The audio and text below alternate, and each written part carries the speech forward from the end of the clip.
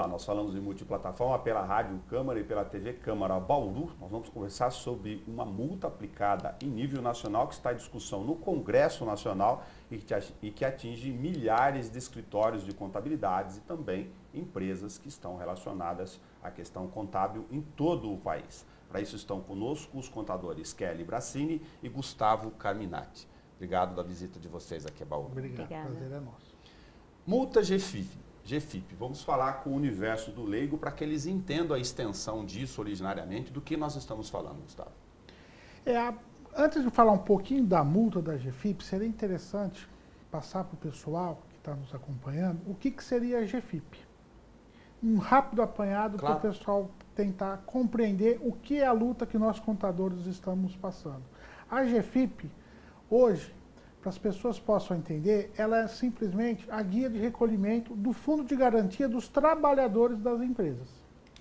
Entendeu? Essa guia é gerada através de um programa que chama CFIP. E através desse programa, você presta informações tanto para a Caixa Econômica Federal, que diz respeito ao Fundo de Garantia dos Trabalhadores, e tanto para a Receita Federal, que é o valor que a empresa deve de INSS, tanto dos trabalhadores, tanto da parte dela. Logo, a gente está falando com um universo muito maior do que a minha abrangência inicial aqui. Com certeza. A GFIP é o meio que os órgãos, a Procuradoria-Geral da Fazenda, pode executar os contribuintes. Essa informação, ela tem caráter de confissão de débito. Você faz essa guia, transmite, antes do seu cliente receber essa guia, o governo já sabe quanto você deve de fundo de garantia e quanto você deve de INSS.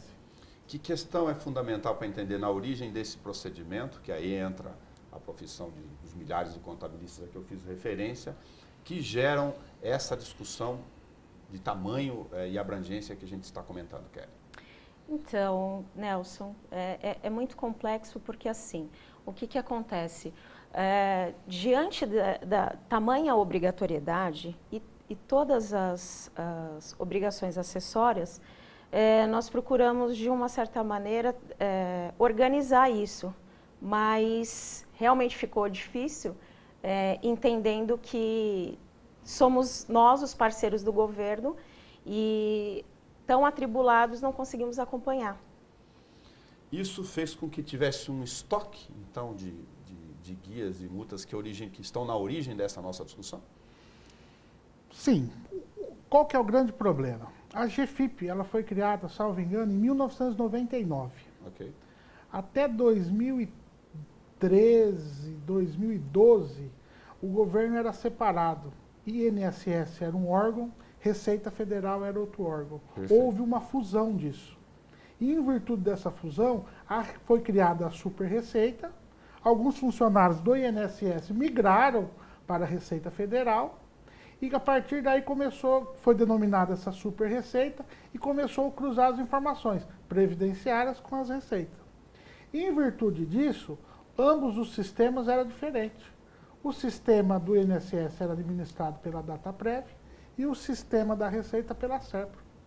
E esse sistema administrado pela Dataprev, que foi um dos criadores do programa CFIP, esse programa sempre deu muito problema, sempre foi muito falho, desde 1999.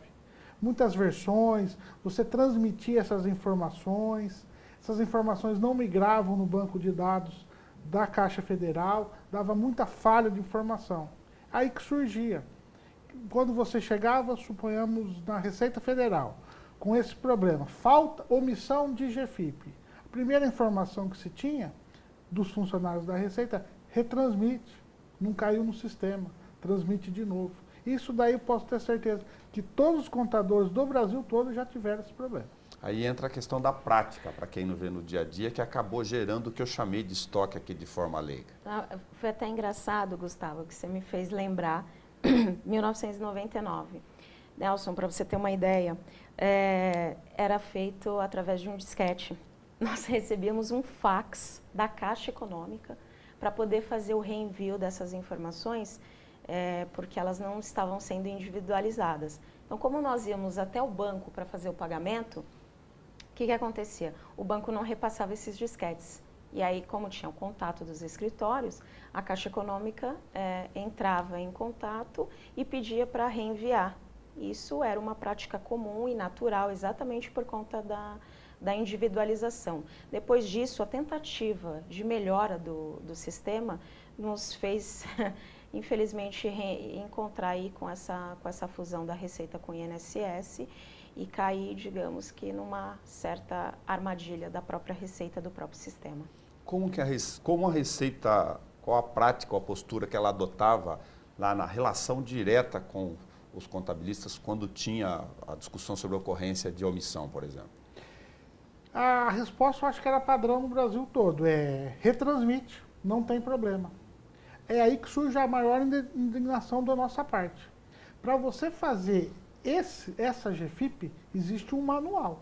Claro. E nesse manual consta que, depois mais para frente, quando nós formos adentrar no assunto específico da multa, que lá fala que você pode transmitir ou retransmitir tantas vezes quanto for necessário, sem imposição de multa.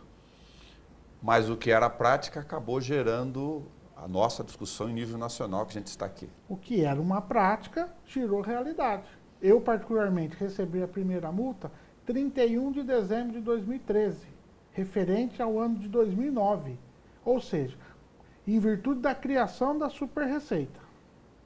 Quando ia se prescrever o suposto crédito tributário, em 2013, referente ao ano de 2009, dia 29 de dezembro, eu fui surpreso com o primeiro auto de infração de GFIP. Aí tem um outro organismo, para quem não conhece o sistema no meio, a questão da decadência, o tempo que o Estado tem do ponto de vista legal para inscrever em dívida ativa e tomar, livrar, não sei o objetivo, livrar a cara dele dessa história. Isso acabou gerando essas reações do ponto de vista da Receita. E logo que eu recebi particularmente a primeira multa, a primeira atitude é você comparecendo na Receita, né? Claro. Eu fui até a Receita da minha cidade, que eu sou de Catanduva, aqui no interior do estado de São Paulo. Os próprios atendentes que me conhecem ficaram surpresos. Até um disse assim para mim, não, então era isso, porque o sistema fazia 30 dias que estava praticamente travado. Eles não estavam conseguindo ter acesso a informações. Então o sistema estava travado para quê? Para que começassem a ser geradas essas multas. Tem sentido se eu fizer o caminho para o leigo? Fusão de dois sistemas, super receita criada, dois sistemas que geraram uma demanda não resolvida ao longo do tempo, foi dar os 5 anos, a Receita falou, bom, vamos fazer o caminho mais fácil, aplicar a multa. Com certeza. E na hora que você começa a estudar a matéria, for pesquisar, porque toda multa é paga através de uma guia. Toda guia, que essa guia chama DARF, toda guia tem que ter um código. Claro. O código que gerou a multa, ele foi criado em outubro de 2013. 2 meses antes de eles autuarem. Exatamente nesse tempo. Nesse tempo, para que chegasse as multas. Quais foram os argumentos que vocês ouviram quando foram surpreendidos com a questão da multa na origem? Se era prática fazer a retransmissão dos dados, como você explicou, de forma corriqueira. Dos funcionários da Receita, você já não escutava mais nada. Está na lei. Entendeu? Aí recorrer à lei. Aí recorrer à lei. Entendeu? Aí o que aconteceu? Todo mundo se calou, entendeu? Alguns acabaram pagando as multas, outros que não se conformaram acabaram entrando com recurso na própria Secretaria da Receita Federal. Qual é a posição da Receita, ou qual tem sido desde então em relação às multas, aos recursos? No ponto eu vou falar aqui pelo conhecimento que eu tenho e pelos contadores, que nós estamos um grupo de mais de 250, 300 contadores que estamos engajados nessa luta. Muito mais, né, Gustavo? Muito mais. Muito mais. Nós já chegamos ao consenso que nós vamos fazer, todo mundo ia fazer as impugnações do auto de infração. Ok. No nosso grupo, nós não temos conhecimento de nenhum recurso julgado para a Receita que indeferiu o nosso pedido ainda. Nós não temos nenhuma negativa por parte da Receita, ou seja, nem deferimento e nem indeferimento. Nem deferimento. O que houve são alguns deferimentos, em virtude que no final, no início de 2015, saiu uma lei anistiando essas multas em relação a determinados períodos e em relação a determinado tempo de entrega dessas informações, entendeu? Por quê? Começou a tomar uma repercussão, começamos a procurar os sindicatos da categoria e por intermédio de um deputado, se eu não estiver enganado, do Sergipe, é isso? O Laércio? O Laércio é. É deputado Laércio Oliveira, se eu não estiver enganado, ele é do Sergipe. Ele entrou com um projeto de lei no final de 2014. Esse projeto de lei está em tramitação ainda na Câmara dos Deputados, está na comissão, na última comissão da Câmara, já foi passado nas 2 primeiras comissões, e nós estamos aguardando para ver a que pé que vai chegar isso daí. Isso daí surgiu da iniciativa da nossa pressão, porque todo mundo sabia como que era o procedimento. E eles mudaram a regra no meio do caminho, que pegou todo mundo descalço. Dá para ter uma dimensão de como isso gerou questões, por exemplo, de dificuldades de relação profissional do contador com o prestador de serviço, o empresário do outro lado, porque ele acabou também sendo surpreendido com uma relação que gerou, imagino, um grande problema a ser administrado por vocês. Na verdade, o Nelson, o Gustavo, sendo um dos primeiros aí, a gente veio se conhecer muito tempo depois, né? Mas, de primeira, esse foi o maior desafio. Porque o que nos assolou? Vamos perder os clientes. Sim. E se perdermos os clientes, vamos quebrar. Quebrando, literalmente falando, quantas pessoas dependem dos escritórios contábeis? Quantas famílias estão envolvidas? Pensando dessa maneira, pensando no lado do empresário, pensando no lado dos escritórios, várias questões começaram a nos colocar em xeque. Mas espera um pouco, mas se somos nós, se é a classe contábil que faz, que tem toda essa parceria com o governo justamente para declarar esses débitos, para cumprir essas obrigações, por que parece que tudo isso está virando contra nós? Então, de uma certa maneira, a gente também não tem como fazer uma greve. Olha, nós vamos parar. A gente não consegue fazer isso. Mas não posso dizer para você que não tenha passado pela nossa cabeça, em todo o desespero de não saber o que fazer. A média, uma empresa por ano está dando R$6.000. Aí o auto vem com o valor de R$6.000, que são 13 meses, e aí você tem um desconto de 50%, que seria R$3.000. Só que o cliente, realmente, ele não entende isso inicialmente. Então, ele questiona, mas isso não deveria ter sido feito? Né? E aí a gente acaba tendo, de uma certa maneira, possíveis argumentos, sim, inclusive na questão do manual, e também de estar atolado com tantas coisas para entregar. Mas nos sentimos bastante responsabilizados por isso, mas não culpados. E aí, essa ideia toda, esse movimento que vem sendo criado desde então, ele tem o cunho também de unir a classe contábil. Claro. Embora alguns escritórios não tenham, que a gente sabe que se manifestaram, disseram que realmente não tem problema para nós. O que nós queremos é agregar colegas, parceiros. Hoje, 2017, nós estamos lutando pelas multas de EFIP. E nós acreditamos que elas serão anistiadas. Amanhã nós estaremos lutando por outras coisas que envolvam os outros colegas e que não importa que a gente não tenha. A dimensão que nós comentamos de abrangência dessa questão gerou uma mobilização que hoje depende do que para a anistia? Um projeto de lei ser aprovado no Congresso? O projeto de lei ser aprovado no Congresso e através de ação judicial. Porque a hierarquia seria mais ou menos assim. Se a multa chega para o cliente abre a multa, chega um auto de infração. Se assusta, aciona o seu contador ou contadora. Liga para o contador, o que aconteceu? Aí vai ter o teu trato com o cliente. No meu caso, particularmente, os clientes confiam no escritório. Levaram o auto de infração, falou, eu sei que se você fez, você vai consertar, entendeu? Não tem problema. Entramos com a impugnação da Receita Federal. Okay. Como não temos ainda nenhum julgamento, nem a favor e nem contra, nós estamos aguardando uma posição da Receita. Caso seja deferido, a multa é anistiada. Caso não seja, nós podemos recorrer para o CARF, que é um órgão dentro da própria Receita, só que tem membros de contribuintes. Okay. Que a gente pode, é uma outra visão, entendeu? Quer dizer, temos um caminho administrativo, primeiro, inicial, do próprio órgão, Receita e eventualmente CARF depois, se não andar. Enquanto isso, o caminho legislativo que eu mencionei está em andamento. Está em andamento, o projeto de lei está em andamento. Tá. Isso, no Congresso, qual tem sido a resposta que vocês têm tido de uma de uma questão. Isso eu precisei até respirar fundo. Essa semana a gente teve realmente uma grande mobilização, porque depois de muito tempo o projeto voltou para a pauta. Então estamos desde terça-feira tentando que ele seja votado, mas são muitos projetos. E aí ele não tem, teoricamente, tanta importância para as bases que influenciam realmente o governo, né? O momento é reforma trabalhista e outras reformas que o governo está tentando implantar para também tentar se manter.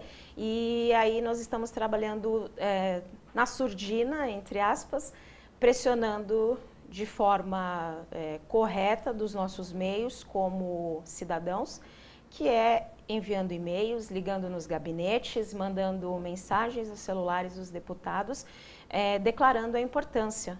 Até porque alguns deputados são extremamente favoráveis, porque entendem a importância do nosso trabalho.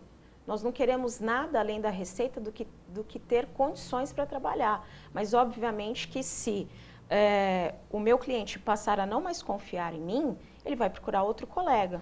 Agora, não é exagero para os contabilistas que, eventualmente, os profissionais não tenham se engajado nessa causa aí, de mostrar por essa dimensão, você falou de um dado inicial de 45 a 50 mil autos de infração por ano ao longo dessa situação, já acumulado nos percursos anuais até aqui. Os primeiros autos surgiram em 2013. Não é exagero dizer que o cara quebra mesmo, se tiver uma relação E sabe que é um fator importantíssimo?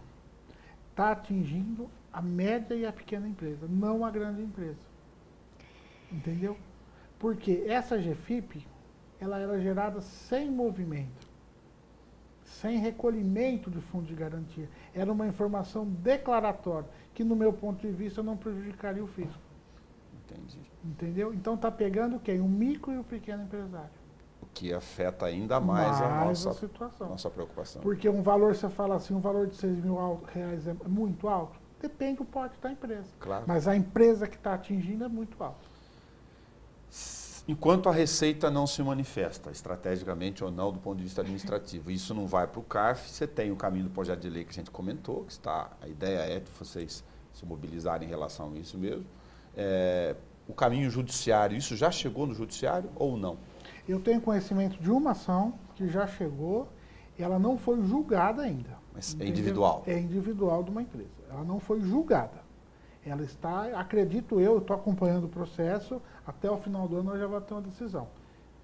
E a empresa já tem uma liminar obtida que ela não deixou a Receita promover a inscrição no débito dela no cadastro inadimplente, nada. A empresa obteve uma liminar. No âmbito do Congresso, eu imagino que em discussão de crise, eles falando de débito fiscal lá, as pautas e a importância das pautas acabam gerando uma outra dimensão, daí o reforço da necessidade de mobilizar a classe. Vocês estão, nesse momento, fazendo um encontro que envolve os sindicatos contabilistas, para ver se aquele que ainda não se deu conta da dimensão ingresse na discussão? Com certeza. Nós tivemos uma ideia muito louca, né? E realmente a base, nós temos várias estruturas espalhadas pelo Brasil, que são grupos estratégicos que estão trabalhando dessa maneira também. Então, temos aqui em São Paulo, que foi onde tudo começou, nós temos em Brasília, nós temos em Minas, nós temos em Curitiba. Decidimos fazer um encontro justamente para que pudéssemos orientar. Faltou a Cidade de Todos os Santos, onde começou. Cidade de Todos os Santos, o Gustavo é o melhor. É um sonho. A gente tem um objetivo aí de tocar nas pessoas realmente.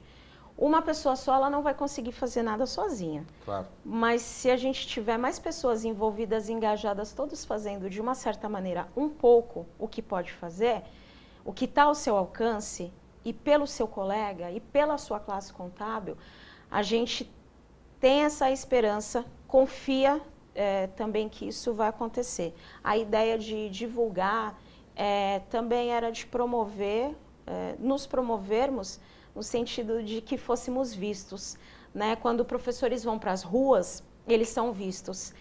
Infelizmente, os contadores não conseguem ir para as ruas. Sabe por quê, Nelson? Porque a gente está entregando declaração. a gente não está conseguindo captar clientes porque nós estamos entregando SPED, nós estamos entregando GFIP, nós estamos fechando folha de pagamento. Então, tem uma hora que nós precisamos sair dessa zona de conforto. O meu colega do lado do meu escritório não tem multa, não tem problema, mas ele pode vestir a camisa comigo. Então, a ideia do encontro é realmente divulgar essa parte administrativa, essa orientação administrativa em relação às impugnações, que é o primeiro passo. Tranquilizar os escritórios de que, por exemplo, o Sindiconte ele tem nos apoiado desde sempre. No site dele, em 2016, ele soltou um link em que ele se manifestava totalmente favorável. O departamento jurídico que construiu as primeiras impugnações para nós, e eles estão totalmente ao nosso lado. Infelizmente, nós não temos a parceria do CRC, mas também estamos esperançosos que o nosso órgão de classe que em algum momento irá alcançá-lo, e aí então ele entenderá a nossa importância. Já que a gente falou de encontro de data, quando é, onde o encontro, para que os profissionais e os interessados possam se engajar? Então, nosso encontro é dia 21 de setembro, cidade de Taboão da Serra, é um município pequeno, a gente está numa divisa com São Paulo, temos Embu ali, e Taboão nos acolheu. Eu sou de lá, natural de lá, estudei lá, trabalhei lá, moro lá e consegui com algumas pessoas muito influenciáveis e importantes na cidade convencê-los de que isso era importante. Então, estaremos no CEMUR, que fica no centro de Taboão, Praça Nicola Vivilecchio, e lá a gente vai ter algumas horas para tratar sobre esse assunto, que é o mais importante, que é o nosso foco, que é a nossa direção. Lá nós teremos representantes do Sindiconte e a presença que nós consideramos uma das mais importantes, sem fazer lobby político, que é do deputado Arnaldo Faria de Sá. Para quem não sabe, deputado Arnaldo é contador de origem e totalmente mobilizado conosco. Então, nos atende sempre prontamente e ele estará presente para falar um pouco disso, para falar o que ele tem se empenhado na parte política, para que isso tome outra proporção e que consigamos o nosso êxito aí na anistia das multas. Ou pelo menos, Nelson, valores que estão baseados no Código Tributário, né? E realmente a gente encontra um disparate muito grande. 6 mil de autos num ano para declarações que são relacionadas à prolabore, que seria o salário dos sócios. Então, o sócio tira um prolabore de R$1.000, o imposto declarado é 110. A multa por mês é R$500, ou seja, 5 vezes o valor do imposto, que em 90% dos casos está recolhido. Do ponto de vista prático de conteúdo, então, uma estratégia principal é tentar, via projeto de lei, no caso do Legislativo, a anistia da multa. Em caso dessa discussão eventualmente não ter sucesso, é discutir o mérito sobre o valor das aplicações. Isso, a desproporcionalidade do valor do tributo para o valor da multa. Chega a ser 500% a mais do valor devido do imposto, que aí confisca. E só abrindo um adendo do que a Kelly estava falando, nessa medida provisória, que muito tem que se falar, que é a medida provisória do Refis, existe nela também um pedido aí, salvo engano, do deputado Arnaldo Faria de Sá, que reduz essas multas para praticamente 10%. Uma multa de 500 valia para 50, entendeu? Ele também entrou com esse projeto dentro dessa emenda, dessa medida provisória, para tentar reduzir as multas via medida provisória, que seria mais rápido. Agora, engajamento, tentar ver se isso é abraçado pelo Congresso Nacional no momento da discussão da questão do Refis, se envolver com outras categorias, se for o caso, que todos estão discutindo cada qual as suas demandas, para que isso possa avançar no Congresso, que resolveria, em tese, lógico, nesse caso, de forma nacional a questão. Um problema nacional. Na verdade, a gente bate de frente com um órgão poderosíssimo que é a Receita Federal. Não sabemos por quê, né? E diante de tudo isso, ela querer transformar multa em tributo. Multa não é tributo. Então, não podemos ser o alicerce da Receita em termos financeiros, né? Com todos os problemas que o nosso governo tem se envolvido, a nossa maior tarefa realmente tem sido tentar manter, na linha do possível, as nossas empresas. tem sido muito difícil elas sobreviverem. Então, parcelamentos mais acessíveis é uma ideia para a gente começar a brigar. E pensando numa coisa muito importante que o Gustavo acabou falando, os autos, eles atingiram a estrutura do país. A estrutura do país não são as grandes empresas. Infelizmente, as grandes empresas, nós sempre ouvimos falar que elas conseguem ter anistias de pagamento de impostos, enquanto quem mantém o país e sustenta a base de empregos são as micro e pequenas empresas. Elas são os nossos clientes. Em volume e abrangência, de novo. São as pequenas e médias que acabam carregando isso. Bom, sorte para vocês no encontro de 21 de setembro, no Taboão da Serra, nessa discussão no Congresso. A gente faz a missão pública aqui a partir de Bauru, na nossa região, para rádio e televisão, e que isso se difunda para as outras. Afinal, a rede pública com missão pública está dentro do coração da rede legislativa pública de televisão também, no caso, a própria TV Senado, a TV Câmara e a TV Assembleia do Estado de São Paulo. Isso aí, a gente agradece a oportunidade, entendeu? A gente poder estar aqui, tudo explicar o que a gente está passando e para tentar divulgar ainda mais o que vem acontecendo com a classe dos contadores, entendeu? E aí, se eu puder passar, Nelson? Claro que é. Pode ficar aí para quem quiser me mandar um WhatsApp e entrar no nosso site. O evento já está acontecendo, né? Nós estamos aí há 4, 5 meses respirando isso. O site é www.contabilidadeemfoco, tudo junto, 2es.com.br. Meu WhatsApp é 11 99918 3978. Eu estou à disposição, à frente aqui com a equipe aqui de São Paulo super engajada nisso e tentando mobilizar e tocar e convencer os colegas de que é uma causa justa e não é uma causa única, Nelson. Não é para o que irá acontecer, porque nós temos certeza disso, ainda que demore a caminhada, mas é uma causa para nos reunirmos e daqui para frente sermos mais bem vistos pelo país. Obrigado a Kelly Bracini e ao Gustavo Caminati. Nós conversamos sobre a multa GFIP, o engajamento dos contabilistas no estado de São Paulo, aqui na região de Bauru e nacional também. Você tem esse programa na íntegra, na página da TV Câmara, no YouTube. E na íntegra você pode espalhar para todos aqueles que estejam interessados na discussão desse assunto. Até o nosso próximo encontro.